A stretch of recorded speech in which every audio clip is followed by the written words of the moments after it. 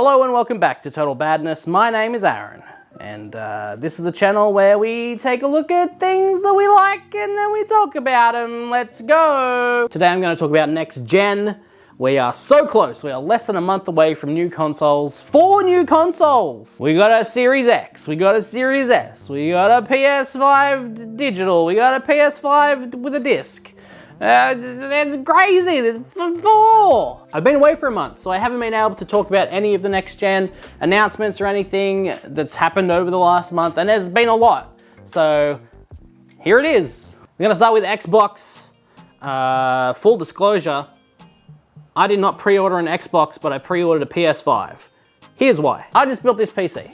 This is my Xbox for next gen. The glorious thing about Microsoft is that they don't care if you buy their console anymore. I mean, I'm sure they do care, that they probably want to sell the thing they made, but they don't care if you buy specifically a console as long as you're a part of their ecosystem. With xCloud, even though we don't have it here in Australia, but with xCloud and Game Pass and all the games being on PC as well as on console, plus they have a cheaper console that just doesn't run things as good. Hopefully it runs things as good, but they don't look as good. So as long as you have one of those things that you can play their games on, they don't really care where you do it. And they're out here fucking making moves. They're buying fucking Bethesda.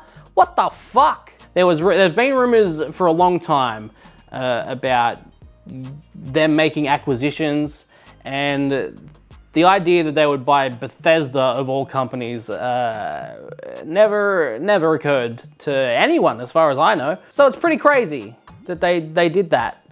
And now there's talk of them buying more. Fuck it, leave some for other people. Like, I don't mind them acquiring companies, but they're buying so many pre-existing companies that it's kind of making me worried, honestly. Sure, Sony and Nintendo can just make more companies, but you know what I mean? Like, these are pre-existing companies. Like, get your own. Obviously, I'm conflicted. I started out saying, oh, that's pretty cool, and then ended on fucking get your own. But I don't know. Hopefully that partnership goes well for both parties, and hopefully they don't end up like Rare. Although I guess Rare are kind of turning around now. But there was that long period where they fucking didn't do anything good. Moving now to the consoles themselves, they both look good, the Series S and the Series X. Yeah, one of them looks like a fridge and one of them looks like a speaker, but you know, it's design or something. There is something I've noticed the last couple of days since Sony have shown off their UI for the PS5, and that is Microsoft. They're saying all the right things, they're making the right moves, but they're also being extremely safe. Here are a couple of consoles that don't really do anything new. They're just kind of boxes, just square boxes. We took our old controller and made it a little bit smaller and just added a button. We're just carrying over the UI from the last console. Yes, internally the Series X is the most powerful console. You can do cool things like quick resume. You've got all the backwards compatibility.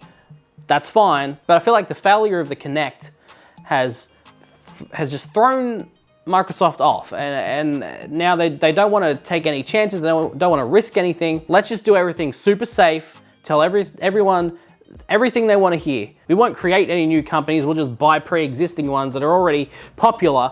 Let's just bring them to us. People love those games, so they'll love them because we'll have them. It's not like they spent $7.5 billion on some know-nothing company no one's ever heard of. It's not exactly like rolling a dice like, oh, let's hope this works out. It's fucking Bethesda. And everyone that comes along with that. It's just kind of uninspiring and just kind of like, okay, well, this is how you're doing it now, I guess. And if that's the way they want to do it, then okay. But generations used to be like a definite thing. And they used to be like a cool new thing. Oh, how is this different from the last time? What makes this special beyond just prettier graphics? And I feel like, apart from quick resume and you know the power of the SSD, Microsoft isn't really doing anything new. That being said, I'm gonna play all their fucking games. It's just gonna be on my PC. I honestly didn't want this video to turn into like a console wars thing. I'm just giving you my opinions on both. And you know, if you've made your decision about what you're getting and it's different from mine, then that's totally fucking fine. This is just my opinion, and you know, if you can agree or disagree. Sony are taking all their chances on the hardware and the UI. They've got this crazy design for the console. The controller is new. It's a dual sense. It's got the haptic feedback. It's got the triggers. It's got a microphone in it. It's still got the touchpad. The UI is completely overhauled. There's some things I don't like about it. I don't like how small the game icons are on the main menu. When it comes to UI right now, I know that a lot of you are probably going to disagree, but when it comes to UI right now, my favorite is the Switch. Because that thing, you load it up, here's your games. That's it. Here's your games, go through them all, do whatever you want, just here they are, play them. Do I need these little tiny icons up the top and then this fucking full page of information about DLC and shit? I don't think so.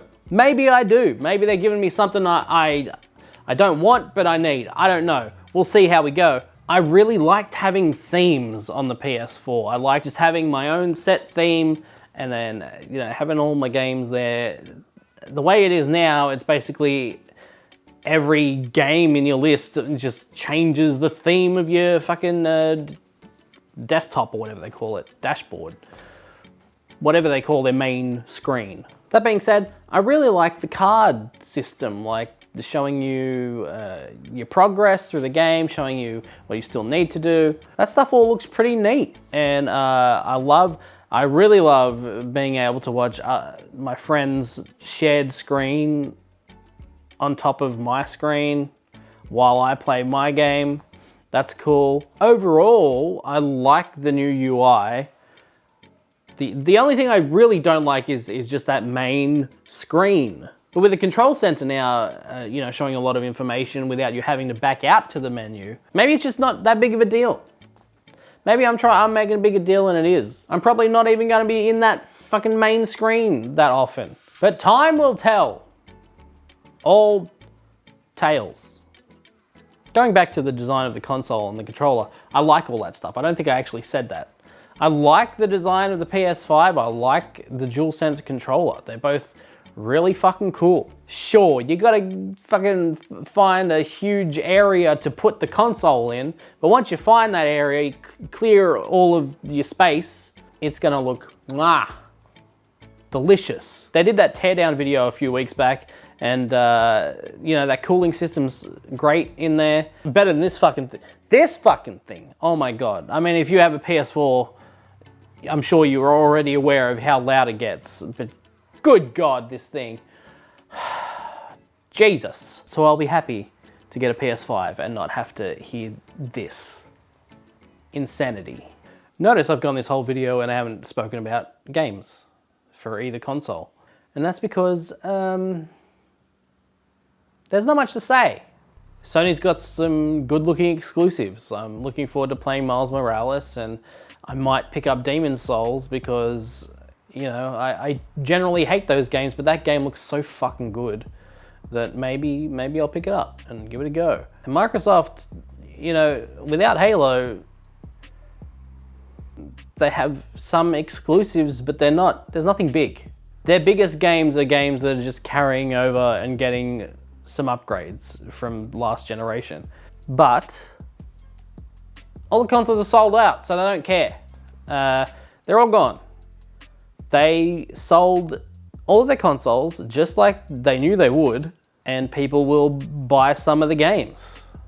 Because when you buy a new console, you gotta have games. But also, that's part of Microsoft's strategy too, is that, you know, they've got all that backwards compatibility. So maybe you don't have to buy any new games. You just sign up for Game Pass and maybe get some old games to play. I don't know. Either way, it's a new generation and I'm excited for it. Oh my God, I'm so excited. Although my excitement is a little bit less this year than it has been previously. Nothing will ever beat my excitement for the PS3 back in the day. I was so excited to pay $1,000 for that. And then another $200 for games.